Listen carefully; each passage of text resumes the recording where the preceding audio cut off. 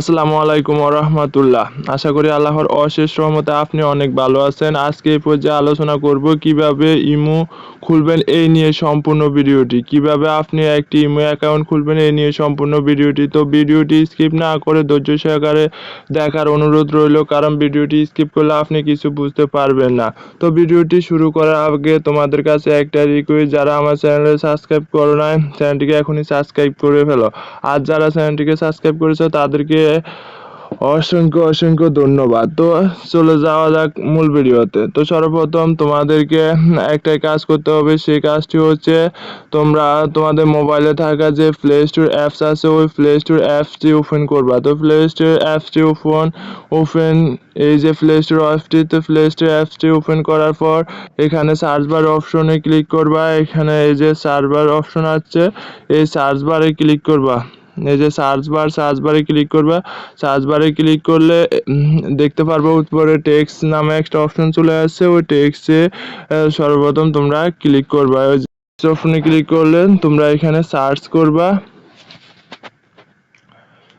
তোমরা এখানে সার্চ করবা ইমুলেকে, ইমুলেকে সার্চ করবা। সার্চ করার পর এখানে দেখতে পাচ্ছ দ্বিতীয় নাম্বারে ইমো যেটা আছে ওইটা, ওই অ্যাপ্লিকেশনটা তোমরা ইনস্টল করে নেবা। আমার ইনস্টল করা আছে, তো তোমরা সকলে ইনস্টল করে নেবা। ইনস্টল করার পর তো তোমরা সরাসরি ওপেনে ক্লিক করবা। তো ওপেনে ক্লিক করার পর দেখতে পাচ্ছ আমাদের সরাসরি যে ইমো আছে ওই ইমোর ওয়েবসাইটে প্রবেশ করবে। এখান থেকে তুমি দেখতে পাচ্ছ এগ্রি যে অপশনটা আছে এই অপশনটাতে ক্লিক করবে। এই যে এগ্রি অপশনে ক্লিক করার পর দেখতে পাচ্ছ এরকম একটা ইন্টারফেস শো হবে। এখান থেকে তুমি এই যে আরেকটা অপশন এসেছে এখানে অ্যালাউ অপশনে ক্লিক করে দিবা। তো অ্যালাউ অপশনে ক্লিক করে দিলে এখানে নিচে দেখতে পাচ্ছ তোমার ফোন নাম্বার, বাংলাদেশ হলে তোমার কান্ট্রিটা সিলেক্ট করে নিবা।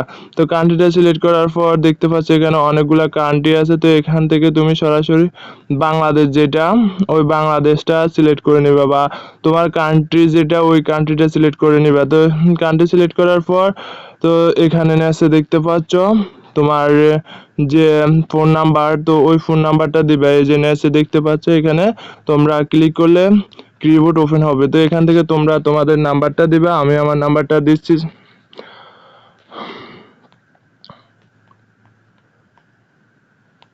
তো আমি আমার নাম্বার দেওয়া শেষ। নাম্বার দেওয়ার পরে তোমরা এখান থেকে দেখতে পাচ্ছ এখানে টিক চিহ্ন নামে একটা অপশন এসেছে। এই যে টিক চিহ্ন, এই টিক চিহ্নতে ক্লিক করলে একটা ইন্টারফেস শো হয়। এখান থেকে আবার অ্যালাউ করে দিবা। অ্যালাউ করে দেওয়ার পর এখানে দেখতে পাচ্ছ তুমি যেই ফটোটা দিতে চাও ওই ফটোটা এখান থেকে সিলেক্ট করে নিবা। তো এখান থেকে তোমরা সরাসরি একটা তোমাদের পছন্দ অনুযায়ী তোমরা যে ফটোটি দিতে চাও ওই ফটোটি ক্লিক করবা। তো আমি এখান থেকে এই ফটোটি ক্লিক করলাম। তো এখান থেকে তোমরা যে ফটোটি বেছে নিবা ওই ফটোটি হবে। তো এখান থেকে এই ফটোটি ক্লিক করলাম। ক্লিক করার পরে এখানে টিক চিহ্ন যে অপশনটা আছে কর্নারে, এই যে কর্নারে আমি তোমাদেরকে দেখাই, যে কর্নারে টিক চিহ্ন আছে ওই টিক চিহ্নটা ক্লিক করো। টিক চিহ্নটা ক্লিক করার পর এরকম একটা ইন্টারফেস শো হবে। এই যে তোমার অ্যাকাউন্ট, তো এটা হচ্ছে প্রোফাইল পিকচার। তো এখান থেকে তুমি সরাসরি উপরে দেখতে পাচ্ছ টিক চিহ্ন একটা অপশন, ওই অপশনে ক্লিক করলে তোমার অ্যাকাউন্ট ক্রিয়েট হয়ে যাবে।